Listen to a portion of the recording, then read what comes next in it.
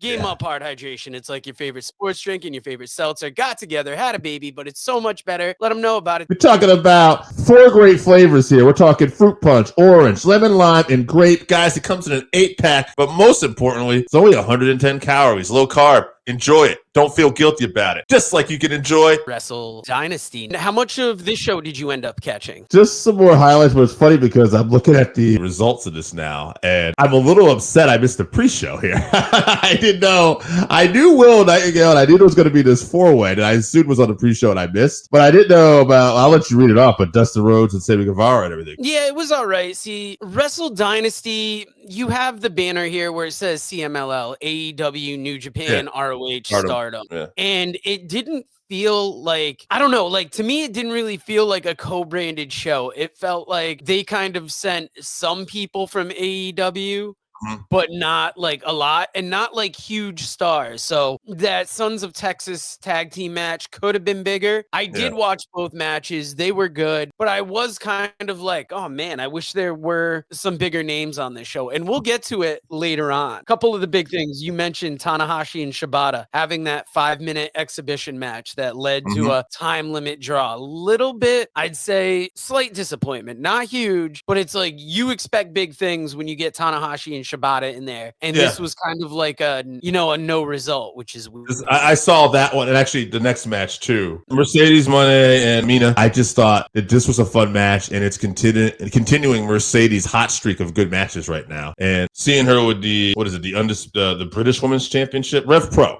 Rev Pro, when she had that. I mean, so now, and they have like 4. That comes with 2 titles, so now she has like 4 belts around her. So I really like this presentation. I don't think she's been the hottest character in AEW, but at least you building her up. She has 4 titles now, and I think it's going to make her next couple matches, mean more. Yeah, it's interesting. We've never seen like a female version of the belt collector. Right. And this could be something that's worked for her since, like you said, she hasn't been catching on the biggest since getting to AEW. Another great match to see was David Finlay versus Brody King. You wouldn't expect it, but it was a great hard-hitting match. And I think really featured Brody well in that Japan setting. I was happy to see Brody King on this card. This was a nice surprise too. Yeah, another great match was Shota Umino defeated Claudio Castagnoli. I thought it was a great match. It was, a way because Shota is linked with Jon Moxley. So it was a great way to kind of tie in those 2 factions and, great match for the card. But the match I want to talk about, the one that stood out for me, was the Young Bucks defeating Hiromu and Naito, Cobb and Great O'Khan for the tag team championship. And I really enjoyed this Bucks match. It's been a while since I've really enjoyed a match. And I wondered, what is it about the Young Bucks in Japan that makes their matches seem better than the Young Bucks in AEW? To me, I thought about this. I'm glad you brought this up because I've really got to give the Bucks a lot of credit. I've talked about it on the show before, how I find their characters and everything stale lately, and I haven't enjoyed them as much. But when I found out they won, because I found out before I saw the match they won this, because it got spoiled for me. And I looked at it, I was like, this is so smart, right? Like, this is the old territory days.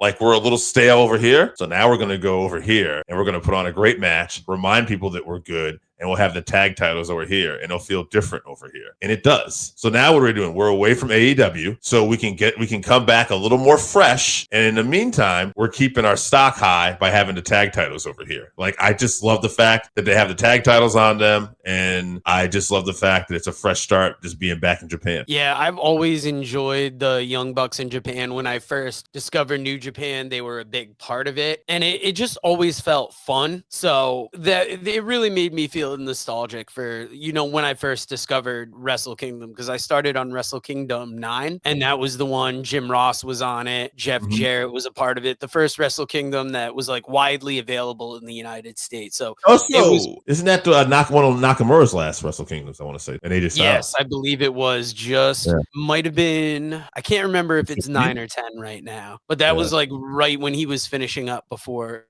going to the US. And Styles is going to be in the Royal Rumble.